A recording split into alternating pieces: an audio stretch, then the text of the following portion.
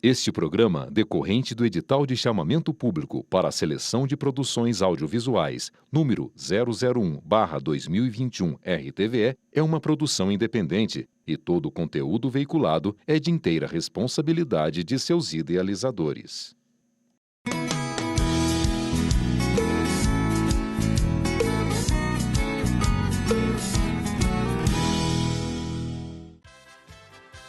Hoje o programa Descobrindo o Paraná veio conhecer a cultura bucovina na cidade de Rio Negro.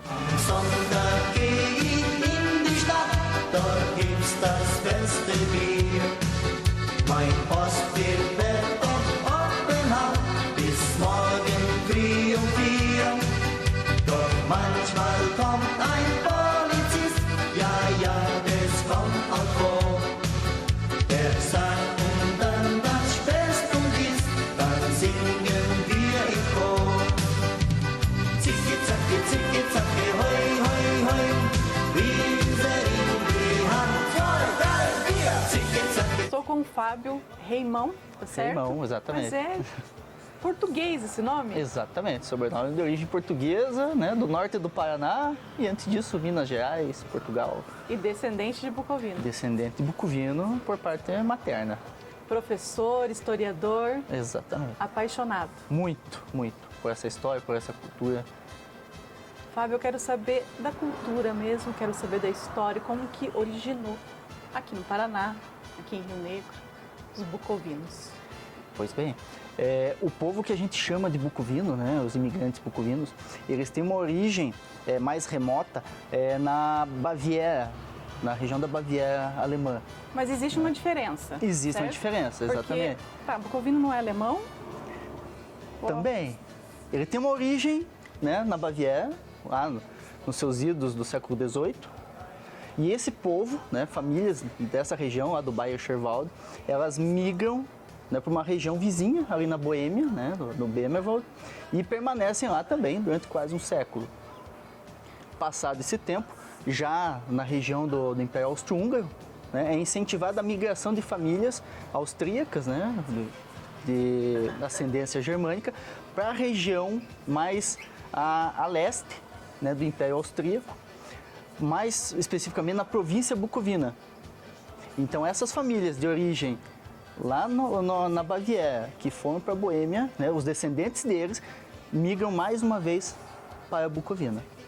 E lá permanece, né, por mais ou menos 60, 70 anos. E daí da Bucovina que a gente tem daí sim a imigração para o Brasil. E exclusivamente no Paraná? Exclusivamente no Paraná, diretamente... Rio Negro. Diretamente é Rio Negro, né? Porque na época, porque final do século XIX, havia uma política brasileira de atração de imigrantes.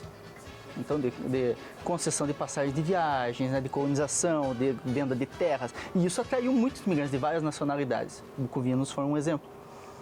Então, haviam imigrantes que haviam vindo para essa região, né, anteriormente, e que se correspondiam com os parentes lá na Bucovina. Né? Então, diante dessas correspondências, diante desse incentivo do governo brasileiro à época, eles deixaram a Bucovina com destino a Rio Negro. Né? O que a gente pode verificar até olhando a lista do navio que eles embarcaram. Saíram da Bucovina, foram até a região de Bremen, né, no porto de Bremen, e de lá embarcaram para o Brasil. A lista do navio já consta o destino que era Rio Negro. Então, já saíram decididos a vir para essas terras.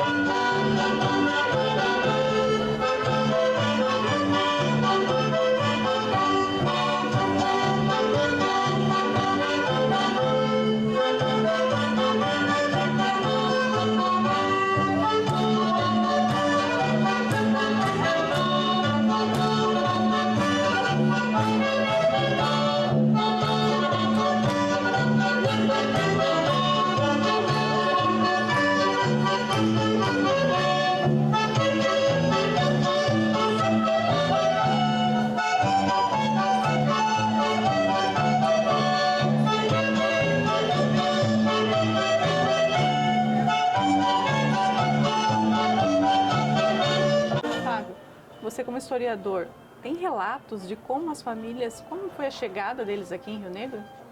Sim, eles, como eu falei, né, eles saíram de Bremen, de navio, vieram, né, atravessaram o Atlântico. No Paraná, eles vão desembarcar em Paranaguá. Né? Houveram outras paradas no Rio de Janeiro, né, em Salvador, mas embarcaram especificamente em Paranaguá. Chegando em Paranaguá, eles vêm a Curitiba de trem.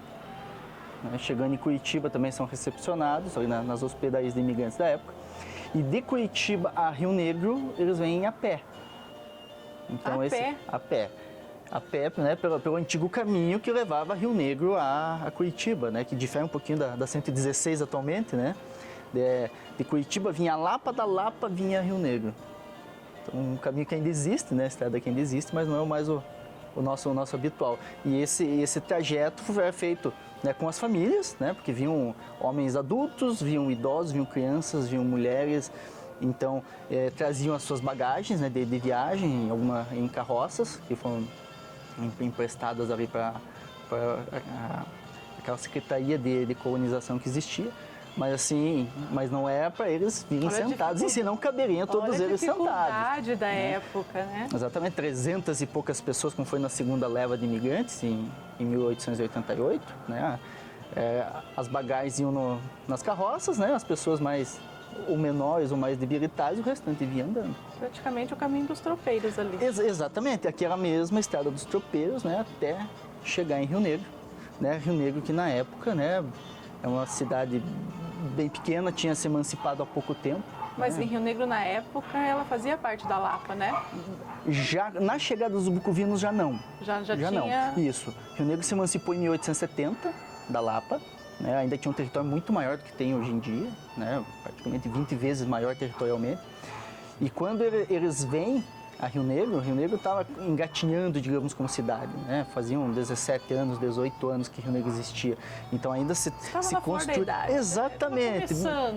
Iniciando a juventude como cidade, né? E com todas as dificuldades de ser uma cidade jovem. Né? Exatamente. Então se construindo ainda como município. Então assim ainda carecia bastante de estrutura, né? Isso se imaginando lá no século XIX ainda, né? Então a questão a travessia da cidade ao meio ali, onde corta o Rio Negro, é todo de balsa, não existiam as pontes ainda que ligam os dois lados, né? Chegados aqui, os imigrantes foram alojados em barracões para depois serem passados, digamos, aos seus lotes de terra que foram organizados a eles, né? Que aí, primeiros tempos, aí se imagina, né, o que você fala bastante, como foram difíceis os primeiros tempos, porque você está numa terra diferente, apesar de destinados aqui, né, saídos justamente para vir a Rio Negro, eles idioma também, não falavam português, né, o nosso clima, né, apesar de ser friozinho para termos, né, Brasil, mas perto das temperaturas da Bucovina, aqui é muito mais quente. A questão é de se reaprender a trabalhar nos colonos que eram destinados à lavoura. Né? A questão de quando se planta, quando se colhe, o que se cultivar, a questão de criações. Então, toda uma adaptação diferente num local com idioma diferente. Estranho. Que não se fala um português, onde você tem descendentes e imigrantes alemães, né, da região de Trier, mas de 50 anos anteriores, né, se loteando, se derrubando mata para se construir assim as primeiras casas, os primeiros comércios e aí, né, ir se entrosando na sociedade rio-negrense. E aí, né, a gente pensa, os colonos foram todos agricultores, loteados, né, os lotes que eles foram pagando ao longo do tempo, mas assim, dos que vieram e aqui eles foram exercendo diversas profissões. Né? Você vai ter os mais voltados à pecuária, você vai ter os pedreiros, os carpinteiros, os comerciantes, os que vão trabalhar depois com madeira, né? Criar as primeiras serrarias de Rio Negro, engenhos de erva mate, trazer aí sim ideias da Europa, que ainda não se tinha aqui, né? Mais recentes, e vai se implantando isso na cidade. Né? Então, ao todo, ainda, de 1887 a 88, né, mais de 300 pessoas numa cidade que estava começando, deu um up na cidade, né? Apesar de toda a adaptação, mas aí foram se integrando, né? Se integrando, trabalhando, lutando, né? Aí foi a integração da cultura mesmo, né, Fábio? Porque vem a arquitetura, né? O trabalho, a religião. A religião, A católicos, né, muito fervorosos, a parte de culinária, né, que muito forte também. Então, assim, a presença deles também disseminou, não só preservaram, como disseminou a cultura deles e também absorveram, né, culturas daqui. Né, como que é o caso, né, do Aluschque, que não era um prato alemão. Não, peraí, agora vamos... Não confunde a minha cabeça. Opa. Aluschque não é... Não é um prato alemão. Polonês? Um prato também, mas aqui em Rio Negro é bucovino. É bucovino. Aqui em Rio Negro é bucovino. Chegamos primeiro. Então começou o Aluschque, é um prato da gastronomia... Gastronomia bucovina. Bucovina. Né? Porque assim, aqueles migrantes que saíram lá da Baviera, eles não conheciam a Aluschque. Eles foram incorporar esse prato típico no período que viveram na Bucovina. Então, os nossos alemães bucovinos, né? Bucovinos de nascimento, porém de cultura, sobrenomes e características alemãs, eles trazem consigo, né, esse prato típico que é tão, né, comum, tão conhecido e tão popular aqui na cidade. Que eu realmente achava que era polonês. Aqui é nosso. Aqui é nosso. Com todo o perdão os poloneses, né, que também sou descendente, mas nós chegamos, né, a chegada do Aluschque em Rio Negro se deu com os bucovinos. E Fábio, falam muito que o alemão ele é uma pessoa brava, né? Com o rosto fechado, assim. E os bucovinos? Não se pode tirar toda a seriedade do jeito alemão, mas assim, os bucovinos eles são do sul da Alemanha, da Baviera, ou seja, já são... Mas existe uma alegria mais presente. São mais animados, mais alegres, mais brincalhões, mais festeiros. Né? Mais festeiros. Então você tem isso por característica, né? Um povo simples, né? Mas que gosta muito de música, que gosta muito de dança, né? Que gosta de cultura, que gosta de se confraternizar. Né? Gosta de estar junto com os outros, gosta de estar conversando, contando, rindo, brincando. Né? Então tudo isso é muito comum. Tanto que com a vinda, né? Pouco tempo depois da vinda, você já vai vendo a criação de associações, salões de baile, bandas de música, né? Competições e aí festas que vão se gerando, né? Graças à inserção dessa cultura aqui em solo rio-negrense. E até hoje tem aqui em Rio Negro. E até hoje, né? Boa parte da população rio-negrense, ela né, ou tem pelo menos algum antepassado, alguma ascendência bucovina. Né? É difícil você pegar alguém nascido em Rio Negro, cuja família seja daqui, que não tem algum braço ligado, né, na sua árvore genealógica à questão bucovina. Algum sobrenome, né? Um Schaffhauser, um Fuchs, um Schellbauer, né? Um Maidel, um Seidel, né? E tantas outras famílias, um Reichert, tantas outras famílias, dificilmente se não tem, né? Algum sobrenomezinho desse na sua ascendência, né, histórica. Então vamos para um rápido intervalo e voltamos para conhecer a cultura bucovina na atualidade aqui na cidade de Rio Negro. No Paraná, ia, ia, ia, ia. No Paraná, no Paraná, no Paraná.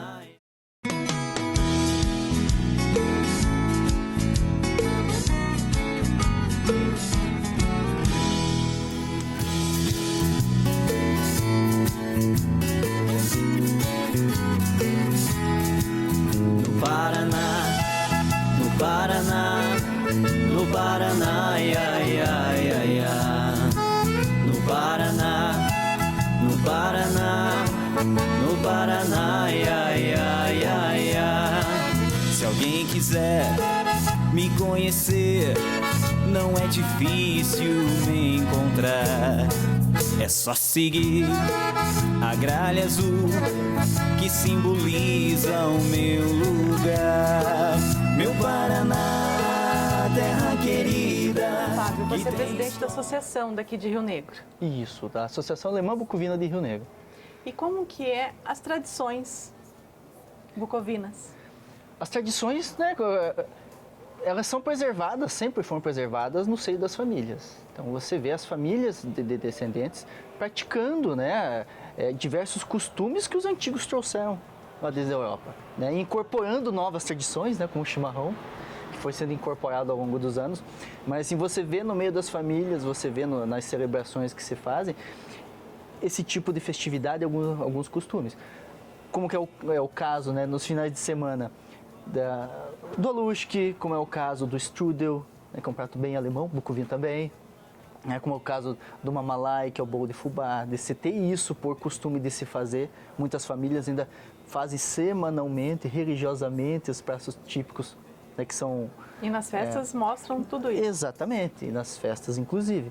Né? A Associação Bukovina, ela foi criada ali no início da década de 1990, justamente para reunir, né? capitanear, né, essa questão da cultura, porque com o passar do tempo há uma tendência que vai se perdendo, vai se esquecendo. Então, a associação ela busca, né, a preservação e divulgação dessa cultura. Né? Então a gente tem, desde a parte alimentícia, né, da gastronomia, nós temos tradições de brincadeiras, grupos de dança, né? Então música, dança, né? O grupo folclórico Boris Chervin, por décadas, né, fez suas apresentações, levou um pouco dessa dança, dessa alegria, né, a todo o estado, fora do estado, nas suas apresentações, as festas bucovinas, né, onde, né, os pratos típicos das brincadeiras, né, onde a gente pode destacar a questão do truco dourado, né, que é um truco com algumas pitadas de cultura bucovina ali, umas regras diferentes, que se faziam torneios, né, de truco dourado. É truco? É um truco, é um truco, é um tipo de truco. Você fala também, mas o peso das cartas, né, ele se inverte diferente do truco normal. E daí, nas famílias, né, mais tradicionais, ainda se joga esse modelo de truco, que é bem interessante, bem animado, né, bem o estilo truco também, né? E, né, se celebra tudo isso. Tem os gritos, gritos, né? Porque truco vale, né? O enganar, né? O tentar ludibriar, digamos, o adversário para você ganhar a partida, e faz parte da brincadeira, né? É a graça da brincadeira. E junto com tudo isso, né, nessa questão cultural, a gente vê muito forte a questão das tradições religiosas, né, das celebrações das datas religiosas, das reuniões de família nessas datas, né, Páscoa, né, reunião de família, a questão de ovos, né, pintados para ser entregues nessa data. Mas tem um nome específico para isso, né, da pintura dos ovos. Isso é da criança até o mais velho. Os mais velhos ensinam com todo o amor, todo o carinho essa técnica, né? Exatamente, porque assim, é um costume bonito, é um costume que as gerações foram passando, né, sempre as novas gerações de civil, sempre utilizando, né, o que se tinha, sempre na época, a questão dos ovos, principalmente de galinha, né, a pintura, né, de forma simples, né, se usava um tipo de raspa na tinta para se fazendo, né, a decoração, digamos assim, dos ovos, e no dia de Páscoa, aí sim, se presenteando, né, os familiares, os amigos com eles. Né. Também a gente tem bem forte a celebração do Natal, né, também data bem religiosa, a reunião das famílias nessa data. E antes, né, um pouco antes do Natal, comecinho de dezembro, na questão bucovina, a gente tem a comemoração do dia de São Nicolau. Né. Então, é quando se celebra, né, o santo, né, cuja história, né, cujos feitos, digamos assim, eles foram incorporados na criação do Papai Noel. Né, a questão das meias da lareira, a questão até do início, assim, primordial, né, como assim, de veste, aquele branco com vermelho, mais predominante no branco, no caso. Mas os vestimentos de São Nicolau é diferente. Isso, é como um bispo, né, se celebrava como um bispo, né, como na época, né, foi São Nicolau, né, que né, conta-se a lenda que jogou presentes, né, pela janela, entrou pela janela, colocando ali próximo ao fogão, à lareira que se tinha, né? E dessa lenda, dessas histórias, né, com o passar dos anos, tem o surgimento do Papai Noel, né, da comemoração do Natal em si, mas assim, a celebração do dia de São Nicolau faz parte das tradições bucovinas também. Mas tem algo interessante também, né, que vocês fazem em relação ao Natal, que é diferente.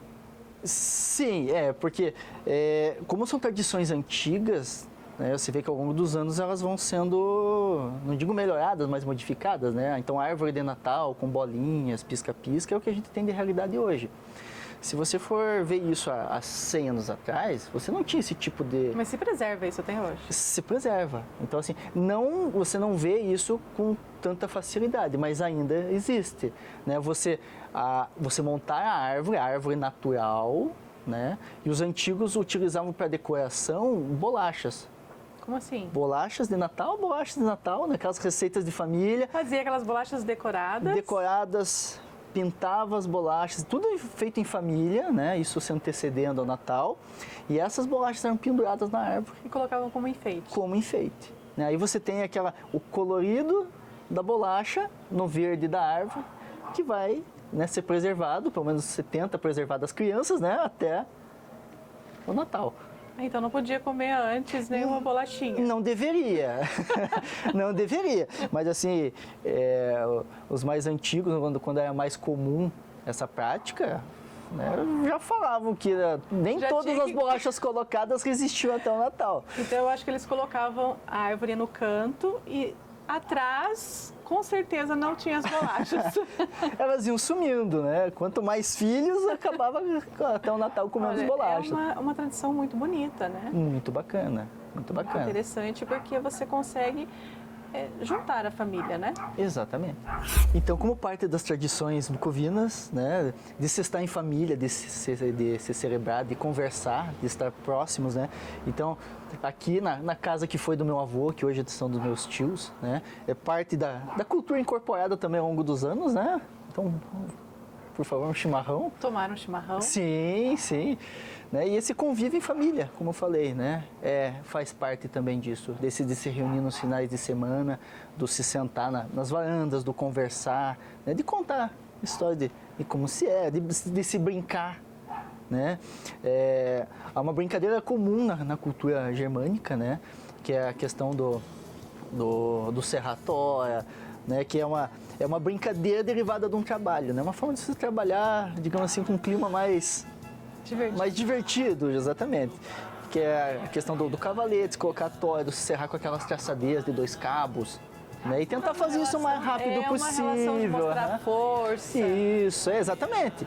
Né? Você transforma o trabalho em brincadeira para ver quem tem mais habilidade, quem tem mais força. Né? E tudo via risos, via confraternização. E as crianças adoram isso, né? Também. Chega um momento, quando que eu vou começar a serrar? Junto até pegar o jeito, né? Daí via brincadeira também, de risadas, né? Mas é algo de costume, né? Que a gente vê em festas germânicas, né? Isso, né? Popularmente, mas que a gente tem, né? Dentro da própria cultura esse tipo de costume. Né? Tem brincadeira de cortar, de corte de lenha, que era mais comum antigamente, né? Quando se tinha isso como base, digamos, das cozinhas, né? A lenha picada, na questão do machado, né? De domínio do machado, de habilidade de usar o machado, né? Nesse corte, de cortar as madeiras. E tudo isso a gente tem, né? Acontecendo no dia a dia. No se reunir, no tomar uma cerveja, de tomar um licor, né? Que também tinha... Vocês gostam bastante de cerveja? Bastante, com bons descendentes de alemães, bastante. Então, cerveja, o chopp, é bastante comum e digamos assim, uma bebida que está em todas essas comemorações, né, todas essas reuniões de família, ela se faz presente. E a relação da arquitetura ainda se preserva? Ainda se preserva. A questão arquitetônica, né, dos bucovinos, ela tem a sua linha bem germânica. Tem algumas coisas que são diferentes, o caimento da casa, Isso. Usar a madeira. Bastante uso de madeira, né, o telhado com a inclinação de telhado bem alta, ainda resquício, né, de construções europeias ainda.